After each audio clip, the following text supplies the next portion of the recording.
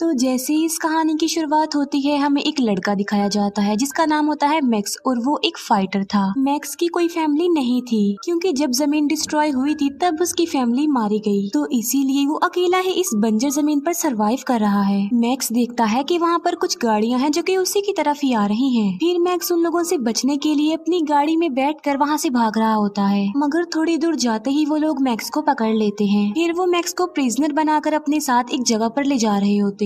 जिन लोगों ने मैक्स को पकड़ा था, असल में वो एक जालिम इंसान की आर्मी थी, और उस जालिम इंसान का नाम इमोर्टन जो था। असल में जब जमीन और उस पर बसने वाले इंसानों का खात्मा हुआ, तो उसके बाद ना तो इस दुनिया में कोई गवर्नमेंट रही और ना ही कोई प्रॉपर सिस्टम। लोगों के पास कोई डिसिप्लिन नहीं था, बल्कि वो जानवरों की तरह ही जिंदगी गुजार रहे थे। लेकिन जो इमोर्टन जो होता है, उसके पास सारी फैसिलिटीज होती हैं, लाइक खाना, पानी, फ्यूल, सब कुछ, और वहाँ का सारा सिस्टम इमोर्टन जो के अंडर ही चल रहा था। इमोर्टन की जो आर्मी थी वो भी उसी के लिए ही लड़ती थी। साथ साथ इमोर्टन और उसकी आर्मी भी किसी किस्म की बीमारी का शिकार थे, वो भी नॉर्मल नहीं थे। उन्हें एक ऐसी बीमारी हो गई थी कि उन्हें खून की जरूरत पड़ती रहती थी। ये सारी आर्मी इमोर्टन को अपना गॉड समझती थी, क्योंकि उनके पास एक फ्यूल ही था जो उनकी सबसे बड़ी दौलत थी। इसके अलावा ऐसी जमीन पर कुछ भी नहीं था, खाने पीने की किल्लत थी। इमोर्टन के कबीले के अलावा वहाँ पर बाकी और कबीले भी रहते थे जो कि आम लोगों के कबीले थे। जब वो लोग मैक्स को बंदी बनाकर वहाँ पर लाते हैं, तो वो उसकी कमर पर ये मेंशन कर देते हैं कि यूनिवर्सल डोनर है, क्योंकि उसका ब्लड ग्रुप ओ नेगेटिव था। मैक्स उन लोगों से बचकर भागने की कोशिश भी करता है, लेकिन वो पकड़ा जाता है। फिर हम इमोर्टन जो को बाहर आता देखते हैं, जो कि इंसान तो बिल्कुल नहीं था, क्योंकि उसकी पूरी बॉडी की स्किन काफी अजीब थी, और सांस लेने के लिए उसने मुंह पर काफी बड़ा और क्रीपी सा मास्क भी लगाया हुआ था,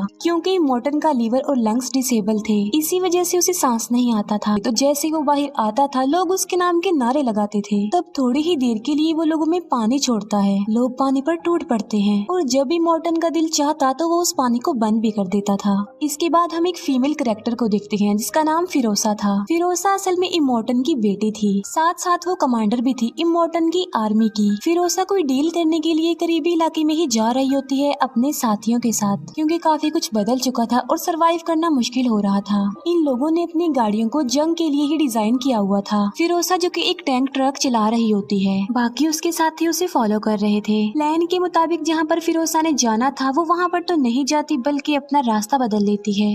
इमोर्टन देख लेता है कि फिरोसा अपना रास्ता बदल चुकी है। उसे अपनी बेटी फिरोसा पर डाउट होने लगता है, इसीलिए वो एक चेम्बर में जाता है। वहाँ जमीन पर लिखा होता है कि तुम्हारे बच्चे वॉर लीडर नहीं बनेंगे। दरअसल इमोर्टन की 4 वाइफ्स थी, क्योंकि इमोर्टन अपनी नस्ल बढ़ाना चाहता था और उन्हें फाइटर बनाना चाहता था। लेकिन फिरोसा इमोर्टन की वाइफ्स को भी अपने साथ कहीं पर ले जा रही होती है। इसके बाद इमोर्टन अपनी आर्मी को एक्टिवेट कर देता है, क्योंकि इमोर्टन को रियलाइज हो चुका था कि फिरोसा बगावत पर उतर आई है। इमोर्टन की जो आर्मी थी वो उसके लिए लड़ने मरने को तैयार थी। इमोर्टन की आर्मी में जो सबसे ज्यादा इमोर्टन को मानता था, उसका नाम न्यूक्स था। न्यूक्स को भी वो बीमारी थी जब खून की जरूरत पड़ती है किसी को। जो भी इमोर्टन्स की वाइफ्स को वापस लाएगा, वो तो इमोर्टन्स की नजर में अच्छा बन जाएगा।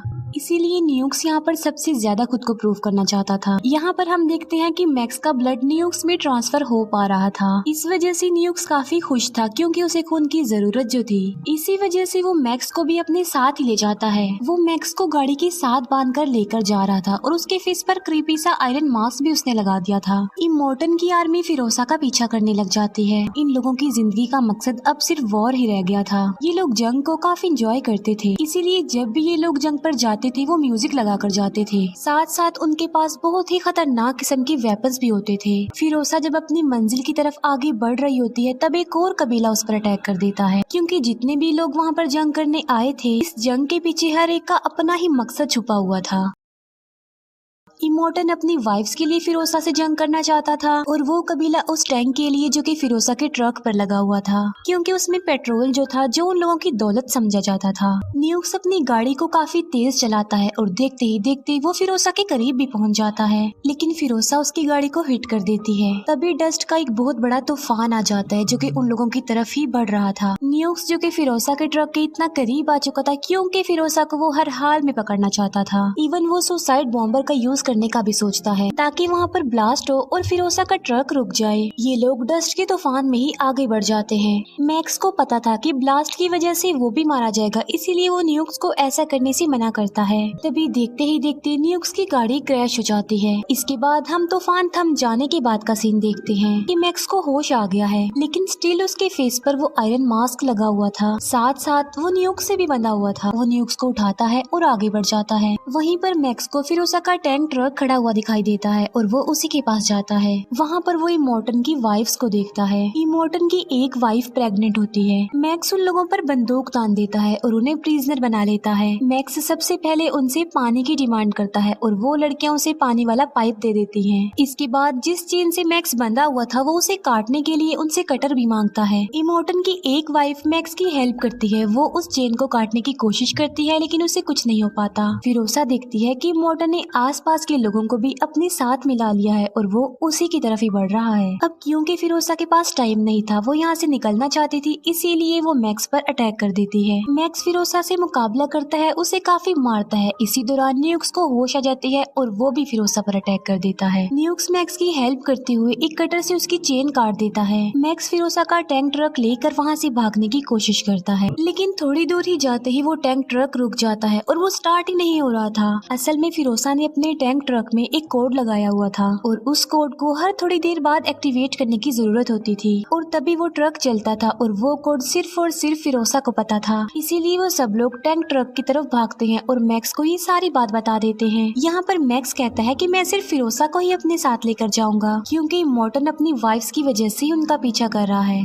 और जब इमोर्टन को उसकी वाइफ्स मिल जाएंगी तो वो उन लोगों का पीछा नहीं करेगा। लेकिन फिरोसा इस बात के लिए इनकार कर देती है। वो कहती है कि मैं इन लड़कियों को भी अपने साथ लेकर जाऊंगी, क्योंकि मैं एक सेफ प्लेस के लिए जा रही हूँ जहाँ पर जिंदगी पॉसिबल है। इसीलिए मैक्स फिरोसा की बात मानकर उन लड़कियों यानी इमोर्टन की वाइफ्स को भी अपने साथ ले लेता है। वो लोग फौरन वहाँ से भाग जाते हैं, लेकिन इमोर्टन की आर्मी अभी तक उनका पीछा ही कर रही थी। टैंक ट्रक में कोई खराबी हो जाती है, इसीलिए मैक्स बाहर आता है, ट्रक को रिपेयर करता है, जिससे वो ट्रक ठीक हो जाता है। इसी दौरान मैक्स उस आयरन मास्क को भी अपने फेस से रिमूव कर देता है। हम देखते हैं कि न्यूक्स भी फिरोसा के टैंक ट्रक पर चढ़ गया है और उसने फिरोसा पर अटैक कर दिया है। तब इमोर्टन की वाइफ्स फिरोसा की हेल्प करती हैं। यहाँ पर फिरोसा न्यूक्स को मारना चाहती थी, लेकिन इमोर्टन की वाइफ्स कहती हैं कि इसे मत मारो, ये सिर्फ इमोर्टन का गुलाम है, इसीलिए ऐसा कर रहा है। इसीलिए फिरोसा उसे अपने ट्रक से नीचे फेंक देती है। फिरोसा और उसके लोग तेजी से आगे बढ़ते जा रहे थे। वहाँ पर माउंटेन्स के बीच एक रास्ता होता है और ये लोग उसी रास्ते पर चल पड़ते हैं। जब वो लोग माउंटेन्स के रास्ते पर आ जाते हैं तब फिरोसा मैक्स और इमोर्टन की वाइफ्स को छुपा देती है, क्योंकि उस एरिया में एक कबीला रहता था जो कि बाइकर्स थे और फिरोसा ने उस कबीले से डील की थी कि वो उनके लिए बहुत ज्यादा फ्यूल लेकर आएगी। बदले में वो लोग फिरोसा को यहाँ से सही सलामत जाने देंगे और वो माउंटेन की एंट्रेंस पर ब्लास्ट कर देंगे ताकि इमोर्टन और उसकी आर्मी के लिए रास्ता बंद हो जाए। लेकिन जब वो बाइकर्स का कबीला ये देखता है कि इमोर्टन की इतनी बड़ी आर्मी आ रही है तो वो फिरोसा पर गुस्सा करते हैं। वो फिरोसा को कहते हैं कि हमने सोचा था कि थोड़े से लोग होंगे, लेकिन ये तो बहुत बड़ी आर्मी है।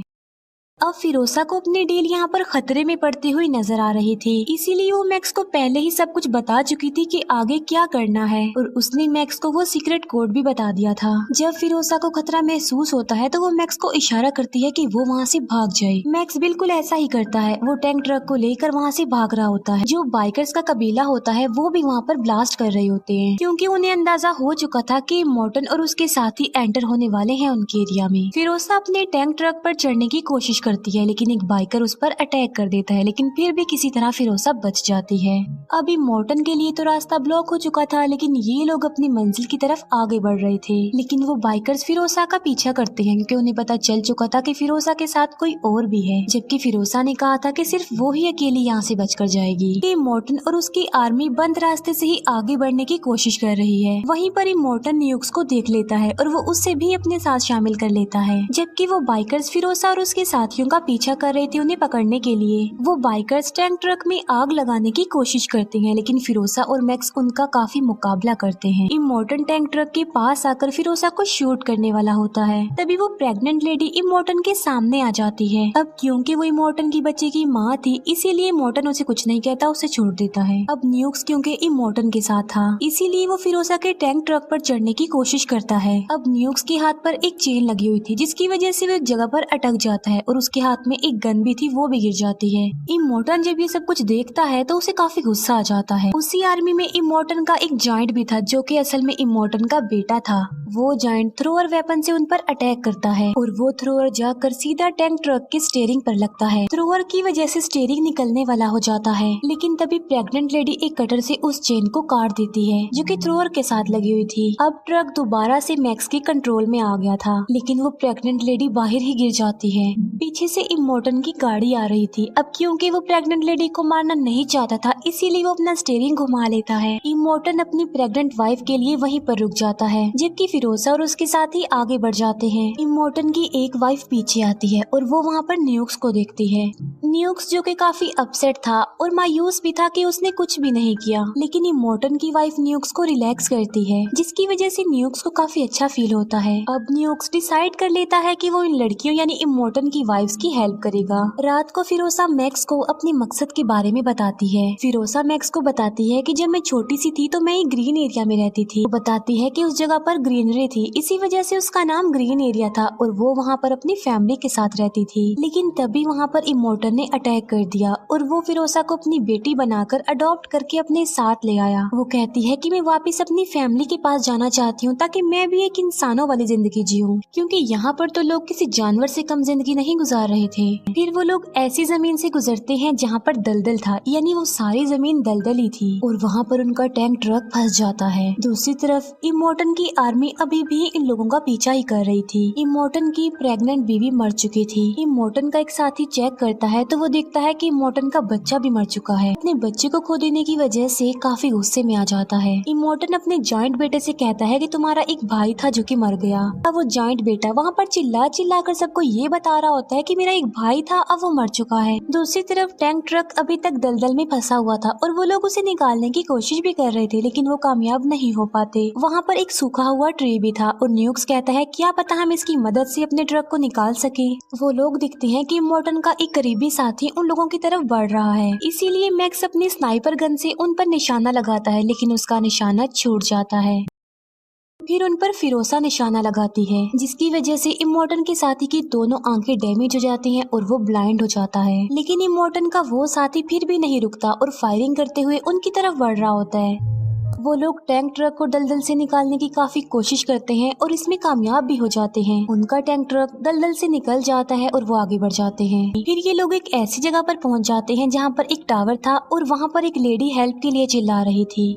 मैक्स समझ जाता है कि ये उन लोगों के लिए बिछाया गया एक ट्रैप है, लेकिन इसके बावजूद भी फिरोसा बाहर जाती है। तभी वहाँ पर कुछ बाइकर्स भी आ जाते हैं और अब हम ये जान पाते हैं कि जो लेडी टावर के साथ हेल्प मांग रही थी वो असल में फिरोसा की मदर थी। वहाँ पर एक बूढ़ी औरत भी थी जिसके पास कुछ बीज थे। ये बीज दुनिया के आखिरी बीज थे जो कि वेजिटेबल्स और फ्रूट्स के बीज थे, लेकिन उनके पास कोई ऐसी जमीन नहीं थी जहाँ पर वो इन बीजों को उगा सके। फिरोसा यहाँ पर बहुत उम्मीद लेकर आई थी कि यहाँ पर ग्रीनरी एरिया होगा, लेकिन जब फिरोसा देखती है कि यहाँ की जमीन भी बंजर हो गई है तो वो काफी डिसहार्ट होती है। वो काफी दुखी हो जाती है, चिल्लाती है और रोती है। फिरोसा की मदर उसे बताती है कि जिस दलदल एरिया से तुम आए हो असल में वो ही जमीन थी जहाँ पर हमने बीज उगाने थे, लेकिन वो जमीन भी अब बंजर हो गई है जो पहले ग्रीनरी एरिया था। ऐसा इसलिए हुआ क्योंकि रेडिएशन के साइड इफेक्ट्स की वजह से पूरी जमीन बंजर हो गई है और मर चुकी है। रात को ये लोग डिसाइड करते हैं कि वो इन बीजों और उन फीमेल्स को लेकर एक ऐसी जगह पर जाएंगे जहाँ पर जिंदगी पॉसिबल हो, यानी वहाँ पर ग्रीनरी हो। अब क्योंकि उन लोगों के पास कोई ऑप्शन नहीं था तो वो इस बात के लिए एग्री हो जाते हैं। मैक्स यहाँ पर फिरोसा को गुड बाय कहता है क्योंकि अब वो अपने सफर की तरफ जाने लगा था। नेक्स्ट मॉर्निंग वो लोग मैक्स को एक बाइक देते हैं और खुद भी बाइक्स पर बैठकर वहाँ से निकल जाते हैं।